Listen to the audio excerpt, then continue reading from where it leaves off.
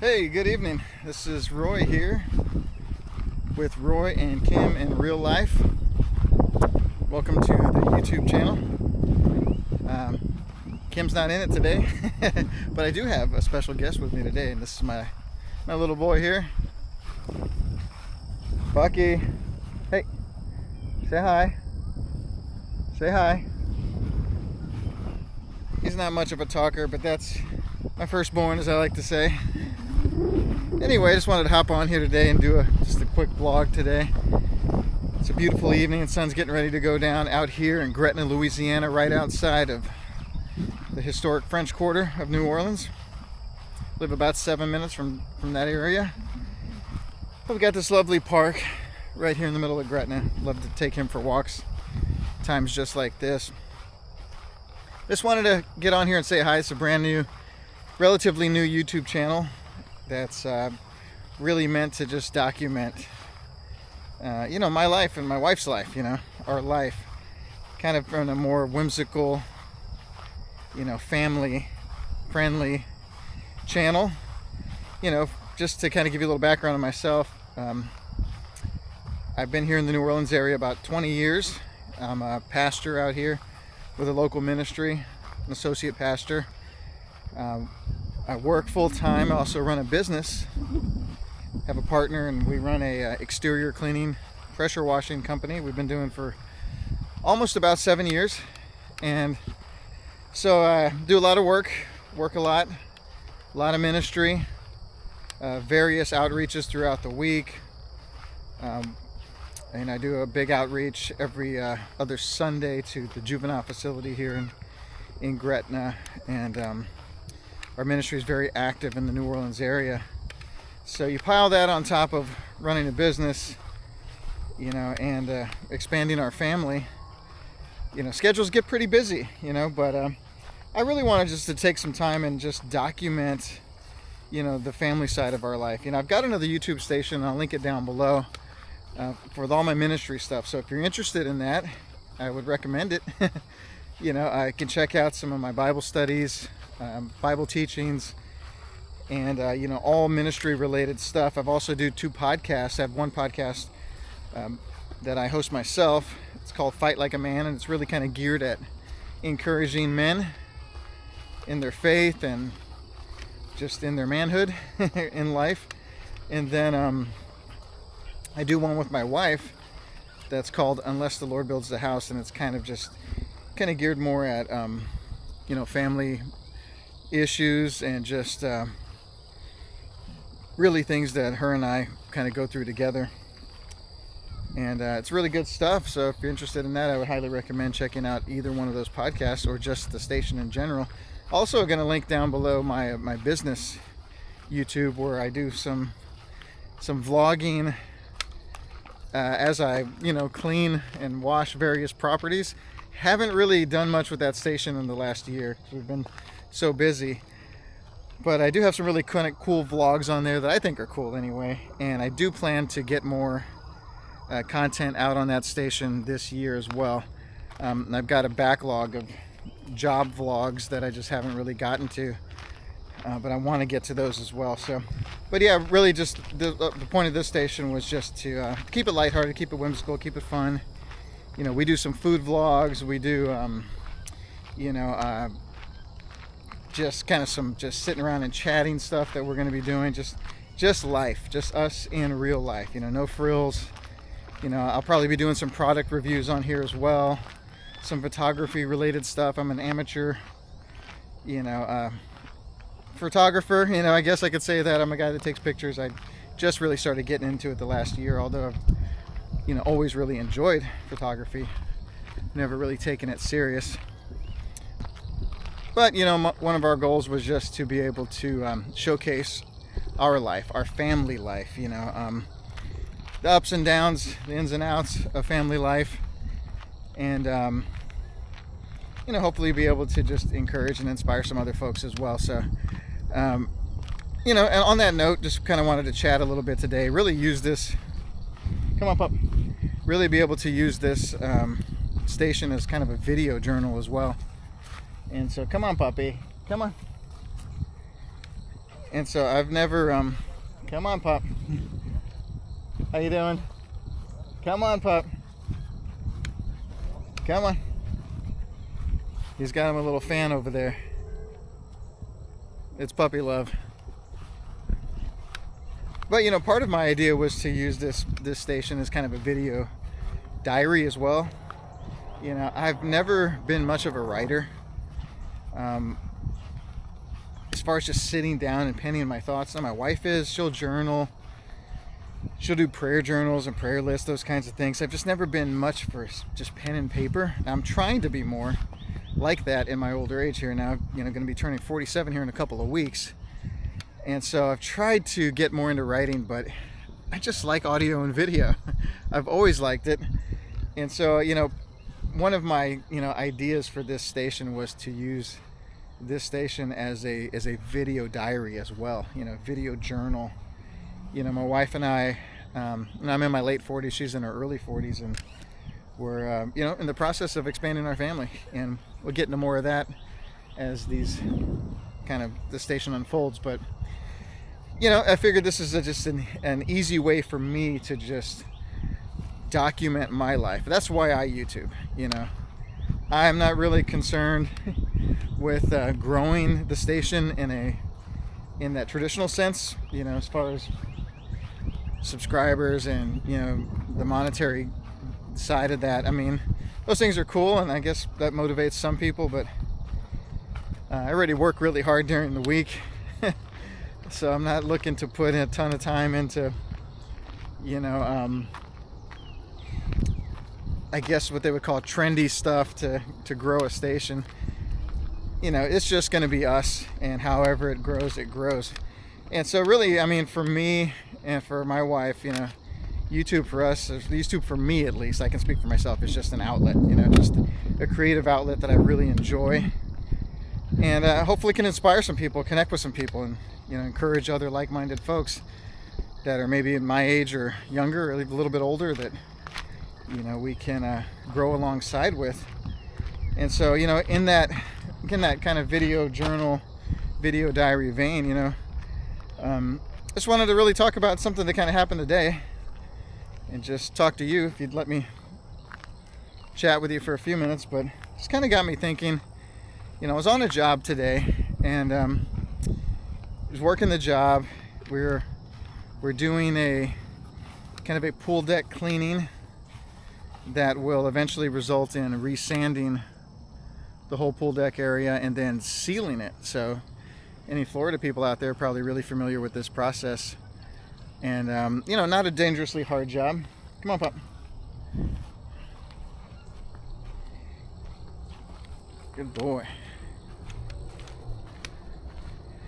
Yeah, not a dangerously hard job. You know, first we just prep the area. We just clean it, remove all the organics from it by, you know, washing it down with a bleach-based solution. And then we just kind of lightly clean out all the cracks. You know, remove all the weeds and the things growing through, and any, you know, old sand or joint filler that's in there. And then let it dry, come back, brush in the sand, lock it in with water, a nice little water seal. And then after that, we'd come back and seal it with a spray-on / roll-on sealer.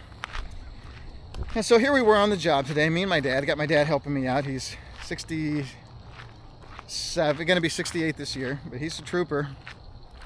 He's out there helping me out. And so we cleaned the whole area. I mean, it looked great. You know, brightened it up with a nice, like I said, bleach-based wash, killed all the kind of fungus and algae that was growing in some of the cracks, removed all the weeds and things that were poking through the seams of the tiles of the stone, actually. And then we took a big break to let it all dry, and we're going to come back and put in the sand. Well, the issue came up, you know, that kind of caught me anyway. Well, we took about a 3-hour break and came back and went to go put the sand in.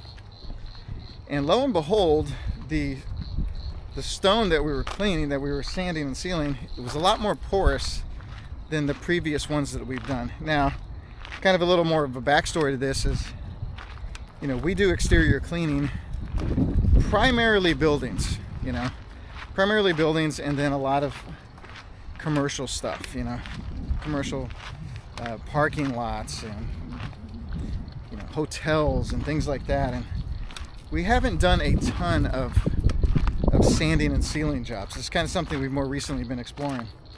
And so the last couple that we've done were not, the surfaces, the pool deck area hasn't been as porous as this one that we found today. This one today was almost like Swiss cheese. I mean, it had just a lot of pitting in it, you know.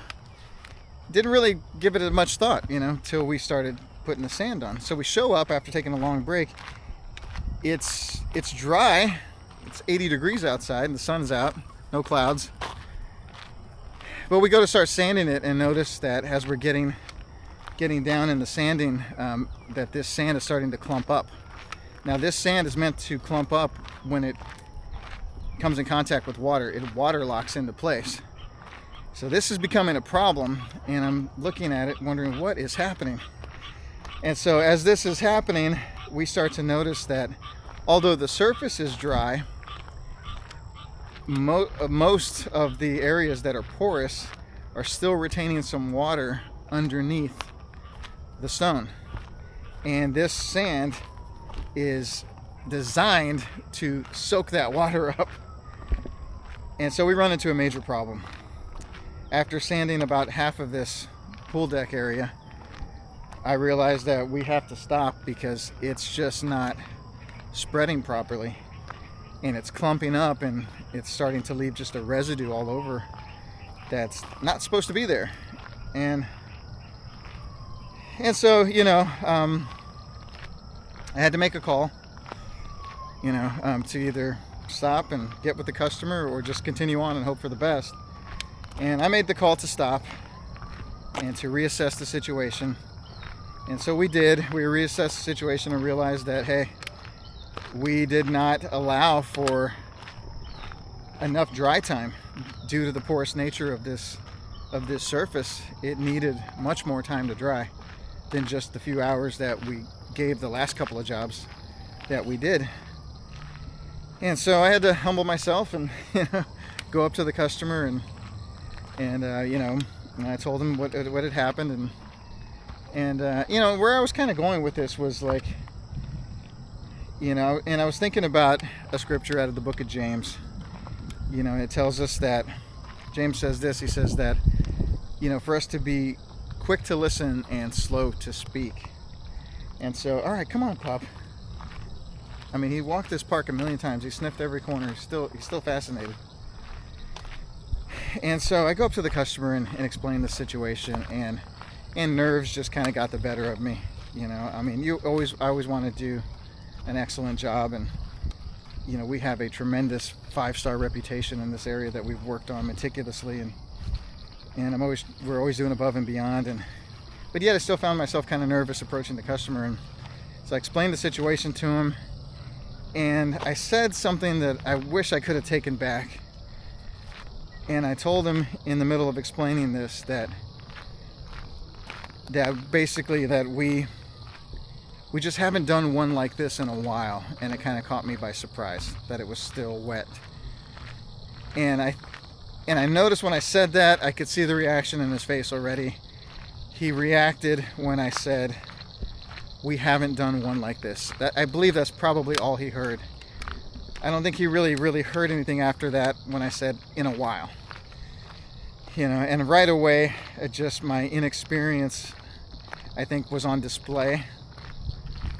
And I knew at that moment that, man, I could have just kept it to the facts. That, hey, the surface retained more water than we thought. You know, we misjudged it. We're gonna have to just clean it out and then come back and redo it. So to the customer's credit, you know, he handled it well.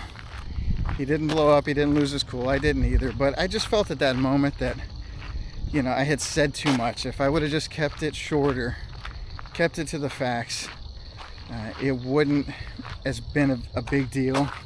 Not that it was a super huge deal, but it seemed like it made the situation a little bit more tense than it needed to be.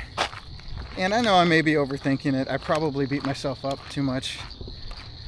You know, I always try to, you know, display the most professionalism and godliness that I can on a job. And I feel like this was just out of character for me to really sound so, you know, just kind of insecure in my statement towards the customer. You know, and it just bugged me, you know. And I just wanted to share that today because maybe somebody else out there can kind of relate to,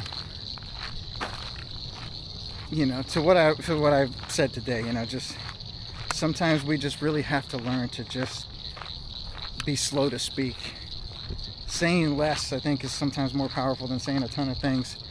When we can simply just speak to the facts, let the facts speak for themselves, and you know, and just, you know, let our work, let our integrity kind of fill in the rest of the gaps. And so the good news is we're gonna go back out. Had to re-clean the whole area, re-prep it all, but this time we're gonna give it a full 24 hours to dry, if not a little bit more. It's gonna move the job into a Saturday, which is not fun, but we're gonna make good on it. We're gonna make it right, and we're gonna strive for that 5-star review like we always do. But I just wanted to share that on my little video journal of the day. You know, still learning, you know, going on 48 years old, still learning when to just speak a little bit less and listen a little bit more. So if you can relate to that, shoot me a thumbs up in the comments and let me know that you heard me. All right, I'll get Kim on the next video journal. Come tell you about her day. Until then, take care, be safe. God bless.